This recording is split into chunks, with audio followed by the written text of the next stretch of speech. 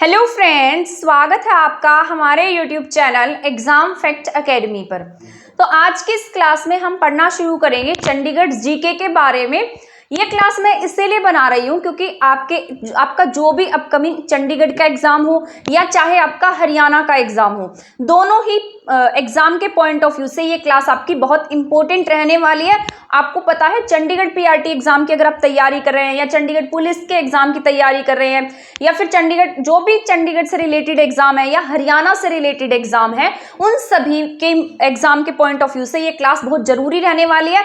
क्योंकि हम अगर चंडीगढ़ एग्जाम के बारे में पढ़ रहे हैं हमें चंडीगढ़ के बारे में भी पता होना चाहिए। इसीलिए आज की इस क्लास में हम कंप्लीट जानेंगे चंडीगढ़ के बारे में। ये क्लास जो है वो आपके लिए बहुत हेल्पफुल रहेगी। इसमें क्या होगा कि आपका जो बेस है ना वो अच्छे से तैयार हो जाएगा, फिर इसके बाद हम आगे की क्लास स्टार्ट कर सकते हैं। तो इस क्लास में मैं आपको बताऊंगी कि इसका चंडीगढ़ का जो इतिहास है वो क्या रहा है, चंडीगढ़ की जो भौतिक संरचना है वो किस तरीके की है, इससे रिलेटेड जो भी फैक्ट पॉइंट हैं, जैसे यहाँ का लिंगानुपात कितना है, एरिया कितना है, यहाँ के प्रशासक कौन है, इसकी अवस्थिति कैसी है, यहाँ के फेमस प्लेसेस कौन से हैं, यहाँ के फेमस पर्सनैलिटीज कौन सी हैं, उन सब के बारे में आज की हमारी क्लास रहने वाली है। अगर आपने हमारा चैनल सब्सक्राइब नहीं किया है तो आप सब्सक्राइब कर सकते हैं, और अगर आप मुझसे मेरे दूसरे चैनल पर जुड़ना चाहते हैं तो आप मुझे जीके विद मी नाम के चैनल पर भी सब्सक्राइब कर सकते हैं। ठीक है, तो ये मेरे चैनल का खुद का नेम है। यहाँ पर भी आपको बहुत सारी क्लासेस देखने को मिलेंगी। अगर आप चंडीगढ़ के एग्जाम की तैयारी कर रहे हैं, पीआरटी के एग्जाम की तैयारी कर रहे हैं या हरियाणा के किसी भी एग्जाम की तैयारी कर रहे हैं, तो ये क्लास आपके लिए हेल्पफुल रहने वाली है और मेरे चैनल पर भी बहुत सारी क्लासेस आपको देखने को मिलेंगी। तो स्टार्ट कर देते हैं। सबसे पहले हम चंडीगढ़ के बारे में जानना। सबसे पहले तो हम किसी भी चीज के बारे में पढ़ते हैं तो हमें उसके इतिहास के बारे में पता होना चाहिए। जब हम किसी चीज के इतिहास को जान लेते हैं तो हमें ये पता लग जाता है कि इसको बनाने के पीछे किस किस का योगदान रहा है। तो सबसे पहले हम इसमें जानेंगे कि चंडीगढ़ का इतिहास क्या क्या रहा है। तो सबसे पहले जो चंडीगढ़ था ना, ये किसी समय में यानी कि 1947 से पहले इसकी जो राजधानी हुआ करती थी वो लाहौर हुआ करती थी। ठीक है, आपको पता होगा लाहौर हमारी स्वतंत्रता से पहले हम पाकिस्तान का हिस्सा थे, पाकिस्तान हमारा ही हिस्सा था, ऐसा बोल सकते हैं कि पाकिस्तान इंडिया का हिस्सा था।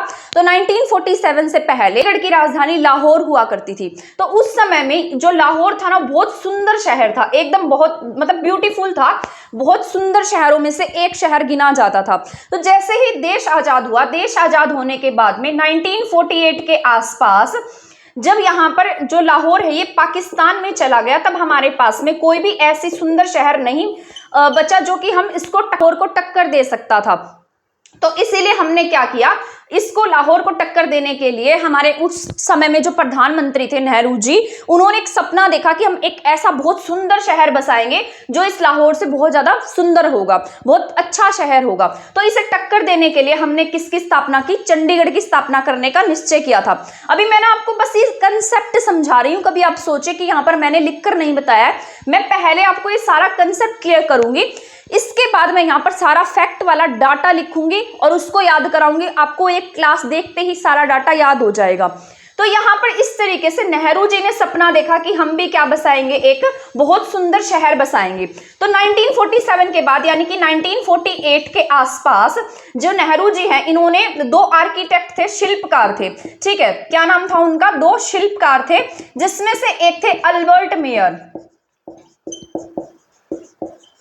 और नेहरू जी ने दो शिल्पकारों को इनवाइट किया, जिसमें से एक थे अल्बर्ट मेयर, इसके साथ साथ एक का नेम था नोविकी। ठीक है, तो यहाँ पर जो नोविकी थे, इनकी ना मतलब इन दोनों को इन्होंने इनवाइट किया नेहरू जी ने। इसके बाद में कुछ समय बाद जब इन्होंने मतलब जब जैसे ये हमारे यहाँ पर आए तो इन्होंने ना एक रफली वर्क तैयार कर दिया। इस तरीके से एक रफली वर्क इनके द्वारा तैयार कर दिया गया। इसमें ना जो ये दोनों एक तरीके से फ्रेंड्स थे जिन्होंने मिलकर काम किया था, तो इन्होंने इसके ऊपर रफली काम किया। तो इन्होंने जो सेक्टर्स वगैरह थे वो बहुत छोटे छोटे सेक्टर्स काटे थे। ठीक है, इसके बाद ये जो नोविकी है इसकी डेथ हो जाती है, और इनकी डेथ के बाद में जो ये अल्बर्ट मेयर है ये भी क्या कहते हैं कि इनकी डेथ हो गई, जब मेरा फ्रेंड ही नहीं रहा तो मैं यहाँ पर काम नहीं करूंगा। तो इस तरीके का एक रफ वर्क तैयार करके ये भी यहाँ से चले गए। इसके बाद नेहरू जी ने फ्रांस से एक व्यक्ति को इनवाइट किया जिसका नाम था ली कार्बूजियर। तो आपसे बहुत बार पूछा जाता है कि चंडीगढ़ के वास्तुकार कौन है, ठीक है। तो ली कार्बूजियर को नेहरू जी ने इनवाइट किया और ये फ्रांस से आए थे। इसके बाद जब ये आए तो यहाँ पर इन्हें ये एक तरीके का जो रफ वर्क है ये तैयार मिला।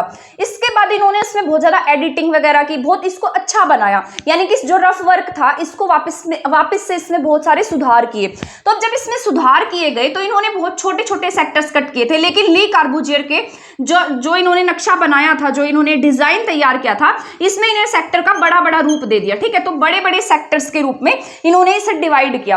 और एक बात और, जब कार्बूजियर ने इसका डिजाइन किया तो इसने ना सेक्टर नंबर 13 नहीं रखा। तो ये बात याद रख लेनी है, क्योंकि उस समय में ये जो फ्रांस के लोग हैं ये ना जो 13 नंबर है इसको क्या मानते हैं, अशुभ मानते हैं, इसीलिए इन्होंने यहाँ पर 13 नंबर को नहीं रखा। इस प्रकार से इसकी पूरी की पूरी नींव जो है वो पूरा का पूरा डिजाइनिंग जो है वो किसके द्वारा तैयार कर दिया गया, ली कार्बूजियर के द्वारा तैयार कर दिया गया। अब आपसे अगर मान लीजिए एग्जाम में पूछा जाता है कि चंडीगढ़ के वास्तुकार कौन है, शिल्पकार कौन है, तो आप हमेशा एग्जाम में क्या टिक करते हैं, ली कार्बूजियर है। तो ली कार्बूजियर ने ही पूरे के पूरे चंडीगढ़ की क्या की है, डिजाइनिंग की है। इसके साथ साथ अब यहाँ पर बाद में जैसे 1952 के आसपास इसकी क्या रखी गई, इसका शिलान्यास किया गया। और ये शिलान्यास जो है सेक्टर 9 से किया गया था, ये नेहरू जी के द्वारा किया गया है, ठीक है। जैसे नींव वगैरह नींव रखते हैं तो नींव किसके द्वारा रखी गई है, नेहरू जी के द्वारा सेक्टर 9 में इसकी नींव रखी गई थी। इसके बाद में 1 साल बाद ही इसका उद्घाटन कर दिया गया। उस समय हमारे देश के राष्ट्रपति डॉक्टर राजेंद्र प्रसाद थे, तो डॉक्टर राजेंद्र प्रसाद जी के द्वारा इसका उद्घाटन कर दिया गया। और साथ साथ यहाँ पर जो इसका शिलान्यास है वो किसके द्वारा किया गया है, पंडित नेहरू के द्वारा किया गया है। अब इसके बाद हम जान लेते हैं कि जो ये चंडीगढ़ है इसके बाद यहाँ पर जिस तरीके से आपको पता होगा कि चंडीगढ़ जो है वो संयुक्त रूप से राजधानी रहा है, ठीक है। आज तो ये बोर्ड भी 1 सेकेंड,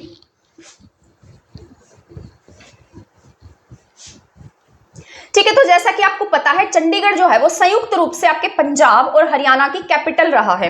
तो यहाँ पर जब ये दोनों की कैपिटल है तो आपके मन में सवाल आता होगा कि कोई भी ऐसी यूनियन टेरिटरी नहीं है या फिर कोई भी ऐसी राजधानी नहीं है जो 2 स्टेट की इकट्ठी से राजधानी हो। यही इसमें जो चंडीगढ़ है वही हमारी संयुक्त रूप से राजधानी क्यों बनाई गई। तो आपको पता है जैसे आपके यहाँ पर जब 1956 में जब आपके राज्य पुनर्गठन आयोग आया था, उस समय में जो पंजाब है और हरियाणा है उन्हें अलग अलग ना करके एक साथ ही रख दिया गया था। लेकिन जब 1966 के आसपास की बात है, जब 1966 में जब हरियाणा ने क्या कहा कि हम पंजाब के साथ में नहीं रहेंगे, हमें पंजाब से अलग होना है, तो उस समय के आसपास पंजाब और हरियाणा में आपस में क्या चल रही थी, खींचातानी चल रही थी कि हमें क्या होना है, इनसे अलग होना है। तो उस समय एक डिस्प्यूटेड जो बात बनी वो बनी चंडीगढ़। इसीलिए क्योंकि उस समय में ये जो चंडीगढ़ है ना, आप सभी को पता है बहुत सुंदर शहर है, तो कोई क्यों ऐसा कहेगा कि चंडीगढ़ मेरा नहीं है या चंडीगढ़ हमारी टेरिटरी नहीं है। तो हरियाणा ऐसे बोलता था कि चंडीगढ़ हमारा है और पंजाब बोलता था कि चंडीगढ़ हमारा है। तो जैसे ही जब सुप्रीम कोर्ट ने ना डिसीजन दिया था कि जो चंडीगढ़ है वो किसका नहीं रहेगा, ना तो किसका रहेगा पंजाब का और ना ही हरियाणा का, ये संयुक्त रूप से इकट्ठा रहेगा, तो इसको क्या बना दिया, यूटी बना दिया। ना तो चंडीगढ़ पंजाब का और ना ही चंडीगढ़ हरियाणा का, तो ये दोनों का ही हिस्सा नहीं रहने वाला है। ये इसे उठाकर यूनियन टेरिटरी बना दिया और साथ साथ इन दोनों की संयुक्त रूप से क्या बना दी, राजधानी बना दी, ठीक है। तो क्या बना दी इन्होंने, इसको संयुक्त रूप से राजधानी बना दिया। तो यहां से ही ये सवाल पैदा हो जाता है कि इनको इकट्ठी राजधानी इसीलिए बनाया गया ताकि ये मतलब जो लड़ाई वगैरह है इन दोनों स्टेट्स के बीच में जो लड़ाइयां हैं वो ना मचे। इसके साथ साथ यहां पर अब सवाल आता है, कि जो चंडीगढ़ है वो किसके टेरिटरी में पड़ता है, तो ये किसके एरिया में है। आपको ये बात याद रखनी है, मोस्ट इंपॉर्टेंट बात है ये। चंडीगढ़ जो है वो पंजाब के एरिया में लगता है, तभी आपने देखा होगा कि चंडीगढ़ में पंजाबी जो है ना वो पंजाबी का सब्जेक्ट भी आता है, इसीलिए आपका जो पीआरटी का एग्जाम है उसमें भी पंजाबी दी गई है। तो यहाँ पर जो पंजाब है उसी की टेरिटरी में पड़ता है ये, यानी कि उसी के एरिया में है, ठीक है। जैसे हमारा हरियाणा है, हरियाणा के एरिया में ये नहीं है, ये क्षेत्रफल में किसके काउंट किया जाता है, पंजाब के क्षेत्रफल में काउंट किया जाता है। और इसके साथ साथ जो इसका एडमिनिस्ट्रेटिव काम है, प्रशासन काम है, प्रशासक का काम है, वो भी कौन देखते हैं, यहाँ पर पंजाब के जो राज्यपाल हैं, ठीक है। पंजाब के राज्यपाल ही इसके क्या होते हैं, प्रशासक होते हैं। वो इसीलिए होते हैं ठीक है। इसलिए हम भी ज्यादा खींचातानी नहीं करते हैं, क्योंकि इनका खर्चा वगैरह भी तो देना पड़ता है, तो इसलिए हम सोचते हैं अपनी टेंशन इन्हीं के पास रहने दो। तो पंजाब के राज्यपाल इसके क्या हैं, प्रशासक हैं। ठीक है, तो जो राज्यपाल है वही क्या है, चंडीगढ़ के प्रशासक है। इससे पहले वीपी सिंह बदनौर थे, लेकिन एट प्रेजेंट बनवारी लाल पुरोहित जो है वो चंडीगढ़ के प्रशासक है, साथ साथ पंजाब के राज्यपाल भी हैं। तो आई होप यहां तक आपको चंडीगढ़ की जो मैंने आपको यहाँ पर इतिहास बताया है वो अच्छे से समझ में आ गया होगा। इसके बाद मैं आपको बताऊंगी कुछ डाटा के बारे में, जो मैं यहाँ लिख देती हूँ, इससे ना आपको बहुत आसानी हो जाएगी समझने में। अब आप इसको ना बहुत अच्छे से समझ पाएंगे, क्योंकि एक बार जब हमारा कंसेप्ट बन जाता है फिर हम किसी भी चीज को बहुत अच्छे से समझ सकते हैं। और सारा का सारा डेटा मैं ऐसे याद करा दूंगी आपको कि आप उसको भूलेंगे नहीं। एक बार अगर किसी बुक में से भी रीड कर लोगे ना तो भी आपका ये पूरा का पूरा टॉपिक जो है बहुत अच्छे से तैयार हो जाएगा।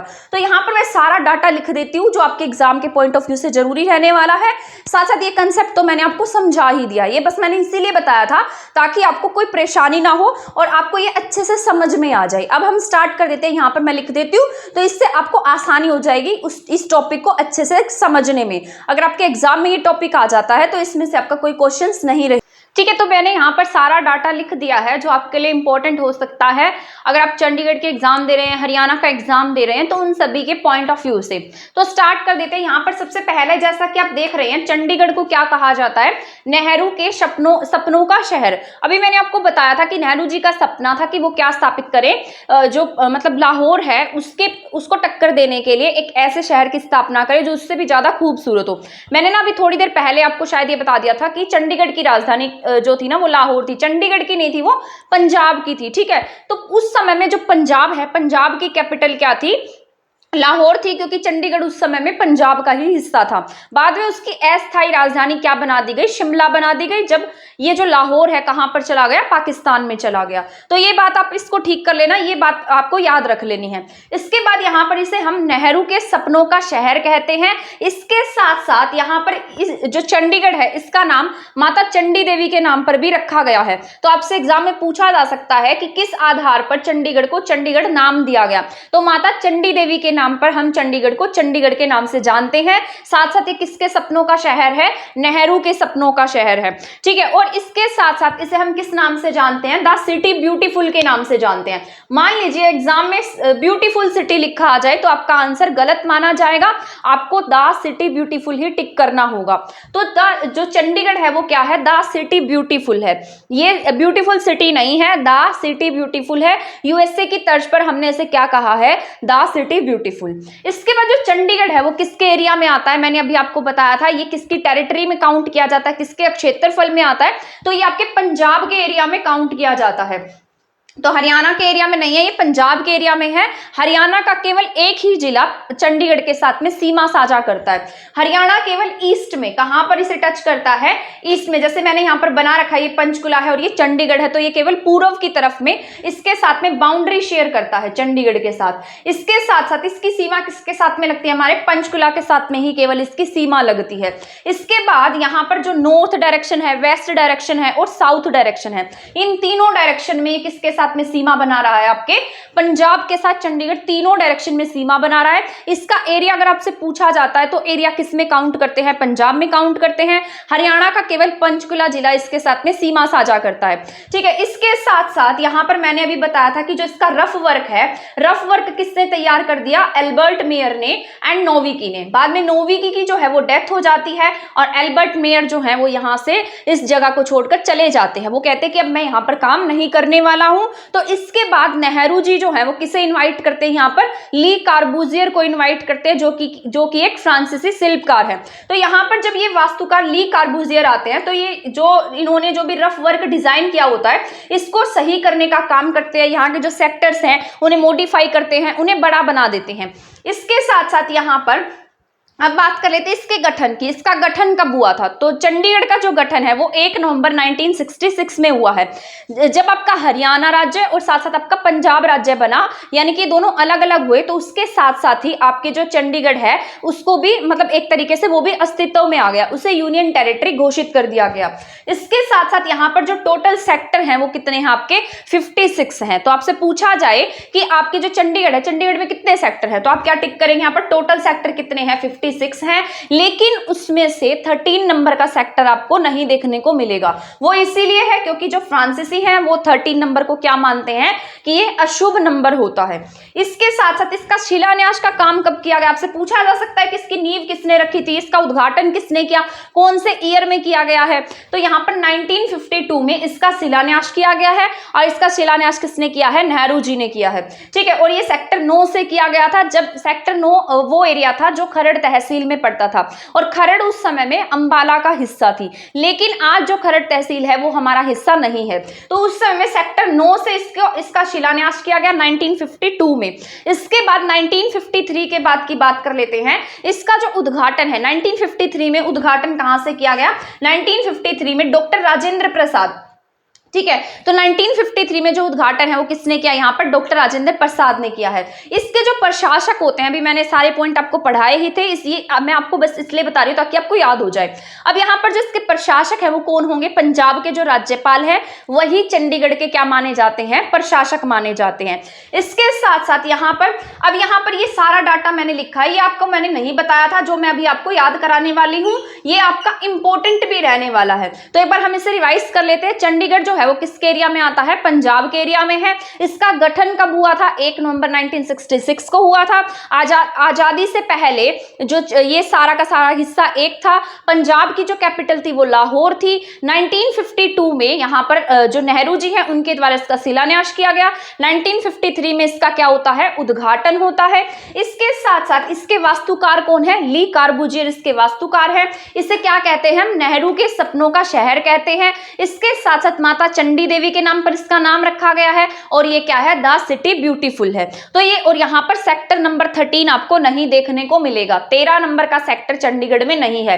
तो ये सारे पॉइंट आपको याद रखने हैं। और ये जो पंजाब है उससे बाकी सभी डायरेक्शन में लगता है, ईस्ट में कौन लगता है, पंचकुला के साथ में सीमा साझा करता है। अब यहाँ पर मोस्ट इंपॉर्टेंट पॉइंट्स जो मैंने यहाँ लिखे हैं जो आपके एग्जाम के लिए जरूरी हो सकते हैं, क्योंकि ये सारे के सारे आंकड़े हैं, सारे के सारे फैक्ट्स हैं। इसके बाद मैं आपको बताऊंगी कि यहाँ की फेमस पर्सनैलिटीज कौन सी हैं, यहाँ के फेमस गार्डन कौन से हैं, कौन से फेमस प्लेस हैं। तो उसके बाद हमारी जो क्लास है वो कंप्लीट हो जाएगी।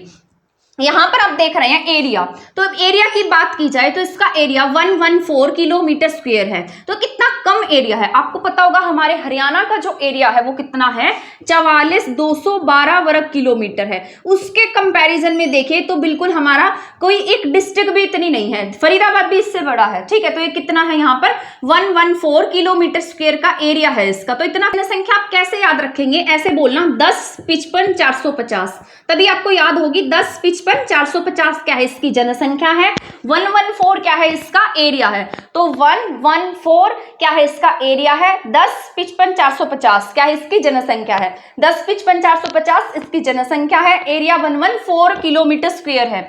इसको हम 10.55 लाख भी बोल सकते हैं। ठीक है, तो 10.55 लाख के अराउंड यहाँ की जनसंख्या है। इसके साथ साथ यहाँ पर पुरुष जो हैं वो 5.80 लाख है और महिलाएं जो है वो 4.15 लाख के आसपास है। तो ये बात याद रखनी है, यहाँ पर आपको जनसंख्या कितनी है, 10, 55, 450। तो यहाँ की पॉपुलेशन की बात की जाए तो 10, 55, 450 है। यहाँ के एरिया की बात की जाए तो 114 वर्ग किलोमीटर स्क्वायर है। 10.55 लाख भी हम इसको कह सकते हैं, जिसमें से पुरुष कितने हमारे 5.80 लाख है। इसके साथ साथ महिलाएं कितनी है हमारे यहाँ पर 5.15 लाख के अराउंड है। तो ये डाटा आपको याद रखना है, टोटल जनसंख्या याद रखनी है, इसका एरिया याद रखना है। इसके साथ साथ यहाँ पर बारिश भी अच्छी खासी हो जाती है। हमारे यहाँ तो 40-50 सेंटीमीटर के आसपास बारिश होती है, लेकिन चंडीगढ़ जो है वो हिली रीजन में पड़ता है, तो इसीलिए शिवालिक के एरिया में है, शिवालिक रीजन में है, इसीलिए यहाँ पर औसत वर्षा भी आपको सही देखने को मिलेगी। तो 110 सेंटीमीटर तक की बारिश आपको यहाँ पर देखने को मिलती है, जो आपके पंचकुला के एरिया में भी इतनी ही, इसी के अराउंड आपको बारिश देखने को मिलती है। ठीक है, तो औसत वर्षा कितनी है यहाँ पर आपके 110 सेंटीमीटर है। तो याद रखेंगे, तो यहाँ की जनसंख्या वर्षा कितनी है, 110 सेंटीमीटर है। इसके साथ साथ यहाँ पर जनसंख्या घनत्व की बात कर लेते हैं पहले। तो जनसंख्या घनत्व कितना है, कहीं कहीं पर इसका जनसंख्या घनत्व 9262 लिखा है, कहीं कहीं पर इसका जनसंख्या घनत्व 9258 लिखा है। तो अप्रोक्सीमेट है, यहाँ पर जो भी ऑप्शन में दिखेगा, दोनों तो आने वाले नहीं है, जो भी ऑप्शन में दिखेगा वही आप टिक कर सकते हैं इन दोनों में से। तो जनसंख्या घनत्व 9262, अगर 9262 नहीं है तो 9258, ठीक है। तो 9258 या फिर 9262, ठीक है। तो ऐसे याद रखना 9262, ऐसे याद रख लेना। किसी की जॉब 9262 होती है और किसी की जॉब 925 होती है, ठीक है, 58 होती है। तो 9262 एंड 9258, 9262 9258 ऐसे याद रखेंगे। 9262 9258, ये क्या है, यहाँ का जनसंख्या घनत्व है। इसके बाद यहाँ के डांस की बात कर लेते हैं हम। यहाँ पर जो डांस किया जाता है वो यहाँ का डांस गिद्दा है या फिर हम इसे बोलते हैं भांगड़ा, ठीक है। तो यहाँ पर यहाँ का जो मेन डांस है वो पंजाब जैसा है, गिद्दा या फिर भांगड़ा। एम्बलम या स्मारक की हम बात कर लेते हैं तो ओपन हैंड इसका स्मारक है, खुले हाथ स्मारक है, ठीक है। तो आपने देखा होगा जो बहुत बड़ी बड़ी सिटीज है वहां पर आपको ओपन हैंड स्मारक देखने को मिलेंगे, लेकिन जो हमारा चंडीगढ़ है, चंडीगढ़ में सबसे हाईएस्ट जो स्मारक है वो चंडीगढ़ में स्थापित है ओपन हैंड का। तो ये 26 मीटर सबसे ऊंचा स्मारक है। तो आपको ये बात याद रखनी है, स्मारक है ना वो सबसे ऊंचा है, यानी कि 26 मीटर है जो सबसे ऊंचा स्मारक है। ओपन हैंड भी हम इसको कह देते हैं। तो स्मारक पूछा जाएगा तो इसका स्मारक क्या है, ओपन हैंड स्मारक है, इस तरीके से। इसके साथ साथ यहाँ पर जो डांस है वो क्या है, गिद्दा है, भांगड़ा है। जो चंडीगढ़ है इसकी जो कंपैरिजन है वो किससे की गई है, मानव शरीर से की गई है। ये इसीलिए है क्योंकि इसका जो स्मारक है वो भी ह्यूमन बॉडी से रिलेटेड है। यहाँ का जो लंग कहा जाता है, लंग्स कहे जाते हैं, हार्ट कहे जाते हैं, सब कहीं ना कहीं ह्यूमन बॉडी से रिलेटेड है। तो इसीलिए हम इसकी कंपैरिजन किससे कर देते हैं, मानव शरीर से कर देते हैं। तो आपसे पूछा जाए कि आपका कौन सा ऐसा शहर है जिसकी जो एक तरीके से तुलना है वो मानव शरीर से की गई है, तो आप क्या टिक करेंगे, चंडीगढ़ की जो तुलना है वो किससे की गई है, मानव शरीर से की गई है। तो ये बात याद रख लेनी है। इसके बाद है एम्बलम, हमने पढ़ लिया है, डांस हमने पढ़ लिया है। बात कर लेते हैं एनिमल की, ठीक है। जो यहाँ का राजकीय पशु है, जैसे आपका राजकीय पशु काला हिरण है, उसी तरीके से चंडीगढ़ का जो राजकीय पशु है वो इंडियन ग्रे मोनगूज है, यानी कि हिंदी में हम इसे नेवला बोल देते हैं। तो एनिमल क्या है यहाँ पर, इंडियन ग्रे मोनगूज है, यानी कि इसे हम क्या कहेंगे, नेवला कहेंगे। तो यहाँ पर क्या आएगा, इंडियन ग्रे मोनगूज यानी कि नेवला। तो यहाँ पर एनिमल क्या है, इंडियन ग्रे मोनगूज है, यानी कि नेवला है। हमारा काला हिरण था, चंडीगढ़ का क्या है, नेवला है। इसके साथ साथ बर्ड की बात कर लेते हैं। तो बर्ड यहाँ पर ग्रे हॉर्नबिल है, ठीक है। तो क्या है यहाँ पर, ग्रे हॉर्नबिल यहाँ का नेशनल बर्ड है, ठीक है। तो यहाँ का जो बर्ड है, स्टेट बर्ड, सॉरी यूटी का जो बर्ड है, राजकीय बर्ड हम कह सकते हैं। तो ग्रे हॉर्नबिल यहाँ का क्या है, बर्ड है। फ्लावर की बात की जाए तो ढाक जो है वो यहाँ का फ्लावर है।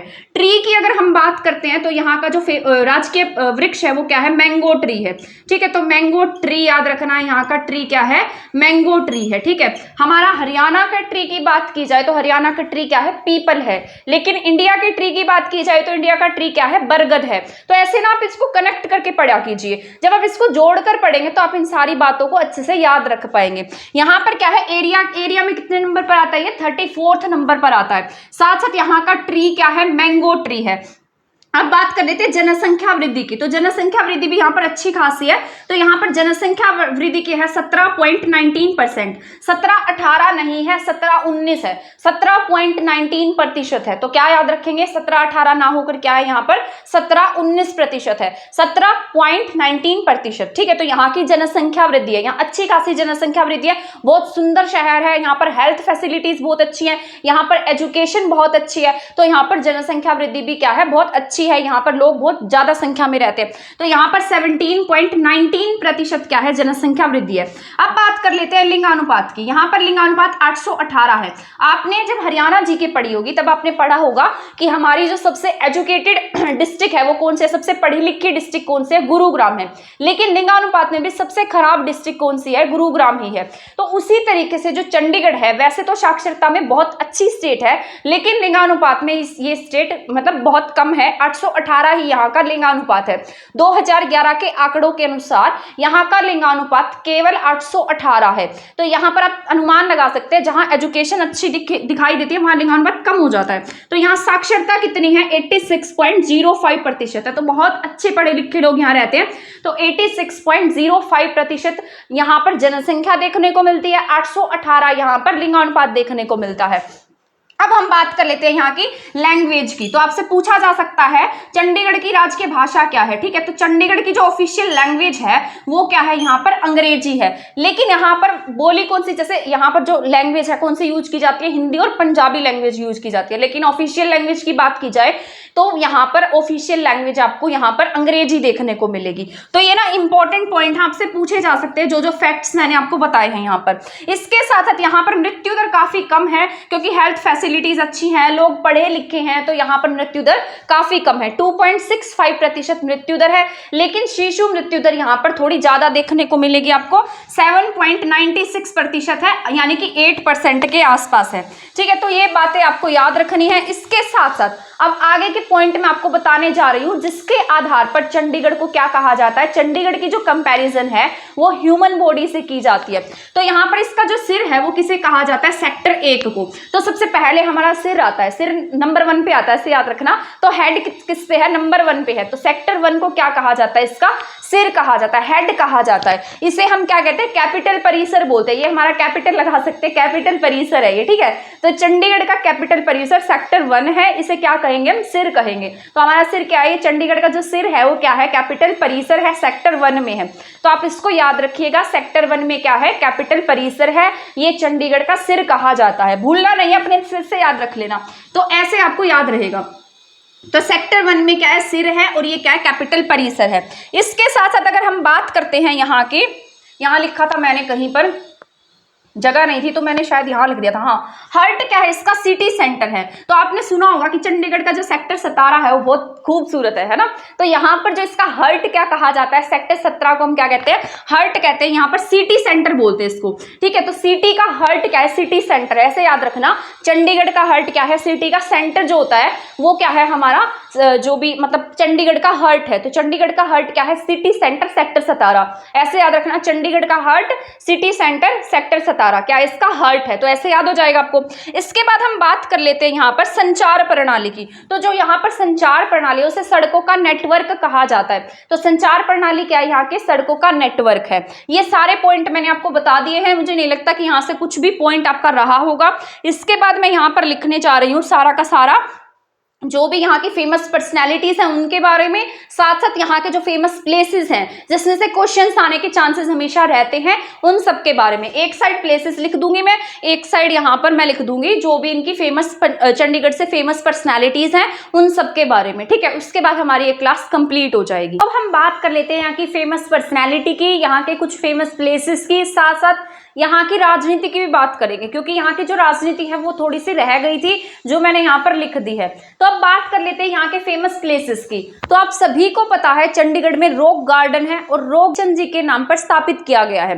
जो ये नेकचंद जी थे ये ना PWD में काम करते थे, यानी कि वहां पर सेवानिवृत्त थे, वहां पर उनकी ड्यूटी थी। तो जिस तरीके से ना इनके घर पे इनके घर पे ना कुछ जिस तरीके से इनके घर पे कभी जैसे थोड़ा बहुत कूड़ा कचरा बचता, जैसे टूटे चम्मच, चूड़ियां और भी बहुत सारे जो छोटे छोटे सामान होते हैं वो जो इनके घर पर बचते थे ये उठा कर लाते और इस तरीके से इनके ऑफिस के पीछे एक बड़ा सारा ना स्पेस सा था, वहां पर ना ये बोरे में भर कर लाते और यहाँ पर इसको इकट्ठा कर देते। तो इस तरीके से इन्होंने क्या किया, जो ये जो भी इनके घर का जो वेस्ट मटेरियल है ये बचता ही है यहाँ पर, इसको इकट्ठा करते गए। फिर बाद में जब इन्होंने यहाँ पर बहुत सारा सामान इकट्ठा कर दिया तो ये यहाँ पर इनको क्या करने लगे, बहुत सुंदर तरीके से ना इस तरीके से चिपकाने लगे। मतलब जो भी शेप्स वगैरह देकर, ह्यूमन बॉडी की शेप देकर या अलग अलग जो भी आकृतियां हैं उन्हें बनाकर उसके ऊपर इस वेस्ट मटेरियल को चिपकाने लगे।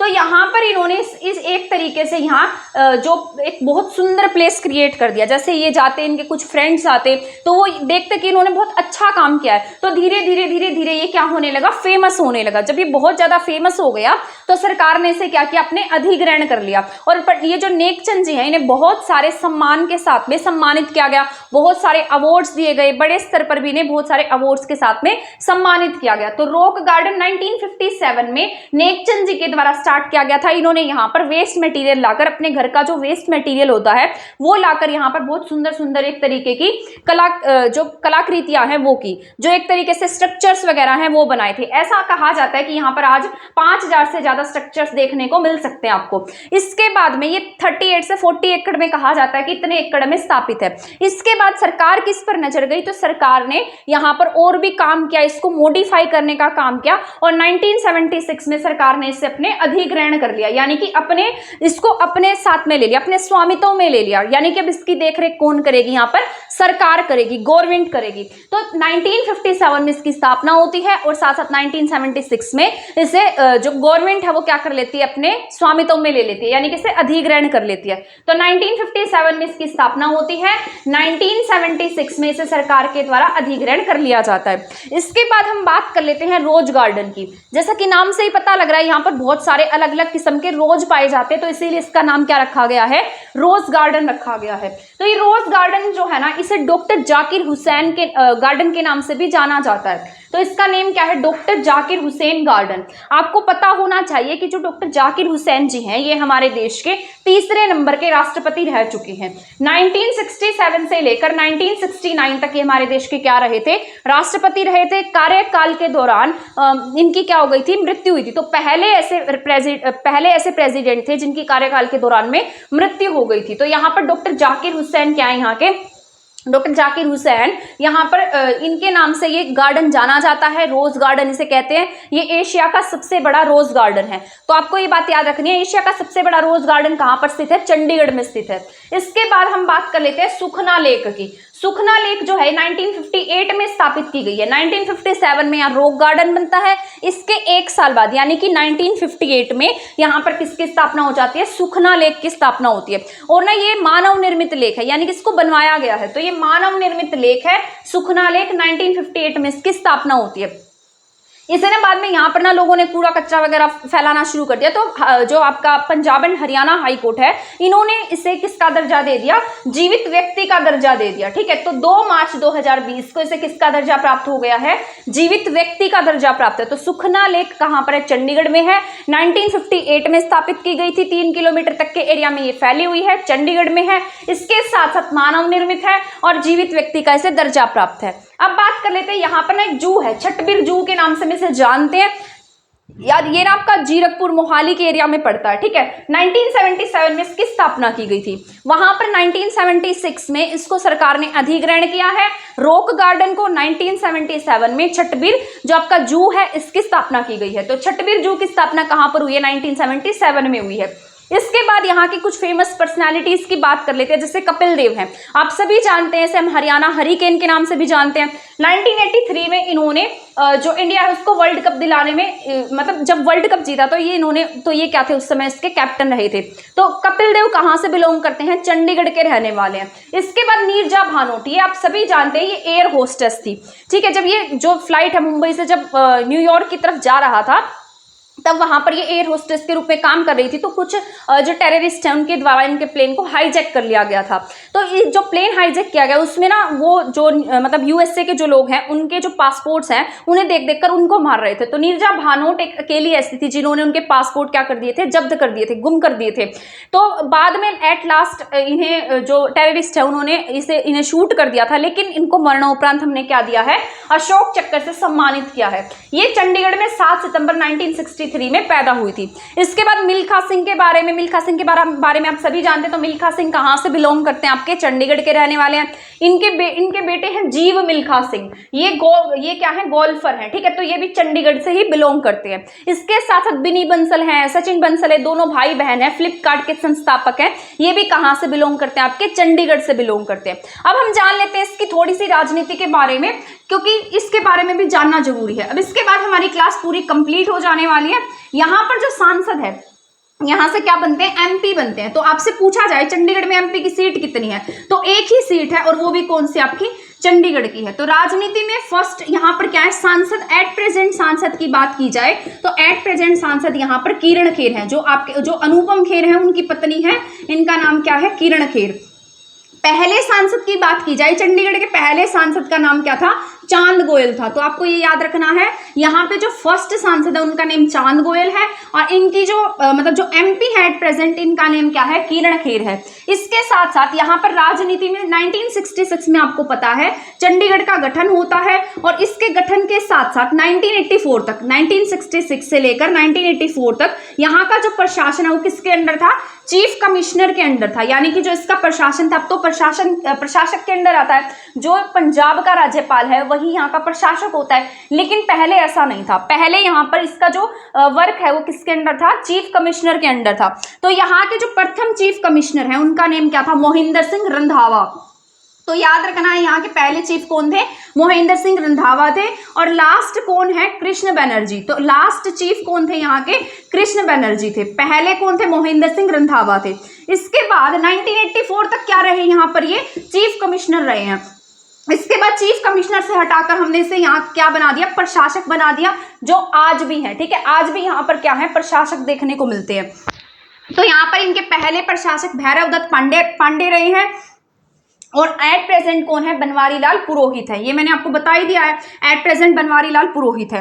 इसके बाद कुछ अदर पॉइंट्स है, जैसे 2005 है, 2005 में आईटी पार्क का उद्घाटन किया गया था। पंचकुला में एग्जाम में कई बार आता है। तो पीएम उस समय हमारे ये मनमोहन सिंह जी है जो है, 5 में आईटी पार्क का उद्घाटन मनमोहन सिंह जी के द्वारा किया गया है। और हाँ, यहाँ पर जो युवराज सिंह है वो भी चंडीगढ़ से बिलोंग करते हैं। यहाँ पर बोटेनिकल गार्डन भी है, साथ साथ यहाँ पर डॉल म्यूजियम भी है। तो ये सारे पॉइंट्स थे आपके आज चंडीगढ़ की क्लास से, चंडीगढ़ जीके से रिलेटेड, जो आपके एग्जाम के पॉइंट ऑफ व्यू से जरूरी हो सकते हैं। एक बार मैं आपको बता देती हूँ, रॉक गार्डन कब स्थापित किया गया, 1957 में। सरकार ने कब अधिग्रहण किया, 1976 में। इसके बाद रोज गार्डन की बात कर लेते हैं, डॉक्टर जाकिर हुसैन जी के नाम पर स्थापित है। ये सबसे बड़ा रोज गार्डन है एशिया का। इसके बाद सुखना लेक की बात कर लेते हैं, 1 साल बाद, ठीक है, रॉक गार्डन के 1 साल बाद, यानी कि 1958 में मानव निर्मित लेक है ये। इसके बाद छठबीर जू की बात कर लेते हैं, 1976 में इन्होंने रॉक गार्डन को अधिग्रहण किया है। छठबीर जू 1 साल बाद, यानी कि 1977 में, ठीक है। इसके बाद कुछ फेमस पर्सनैलिटीज हैं, कपिल देव है, नीरजा भानोट है, इसके साथ साथ मिल्खा सिंह है, जीयू मिल्खा सिंह है, युवराज सिंह है, बिनी बंसल है, सचिन बंसल है, ठीक है। इसके साथ साथ यहाँ पर बोटेनिकल गार्डन है, डॉल म्यूजियम है, इन सब के बारे में जान चुके हैं। पहले यहाँ के एमपी, फर्स्ट एमपी चांद गोयल थे। एट प्रेजेंट यहाँ के एमपी किरण खेर हैं। पहले इसे किस नाम से जानते थे, 1984 तक चीफ कमिश्नर यहाँ का हेड होता था। तो यहाँ के जो पहले हेड थे उनका नाम रंधावा, रंधावा से याद रखना, पहले हेड कौन थे, मोहिंदर सिंह रंधावा। और लास्ट क्या नाम था, कृष्णा बनर्जी। और इसके बाद में जो पहले प्रशासक रहे हैं उनका नेम है यहाँ पर भैरव दत्त पांडे। और एट प्रेजेंट यहाँ के प्रशासक कौन है, आपके बनवारी लाल पुरोहित। तो आज की ये क्लास आपकी यहाँ पर खत्म होती है। आई होप आपको ये क्लास समझ में आ गई होगी और आपको ये पॉइंट्स याद भी हो गए होंगे। तो हम मिलेंगे हमारी नेक्स्ट क्लास में स्टैटिक जीके के साथ, जनरल अवेयरनेस के टॉपिक के साथ, जो आपके सभी एग्जाम के पॉइंट ऑफ व्यू से जरूरी रहने वाली है। तो तब तक आप हमारे चैनल के साथ बने रहें। अगर आपने हमारा चैनल सब्सक्राइब नहीं किया है तो सब्सक्राइब कर दीजिए, वीडियो को शेयर नहीं किया है तो शेयर कर दीजिए। थैंक यू, धन्यवाद।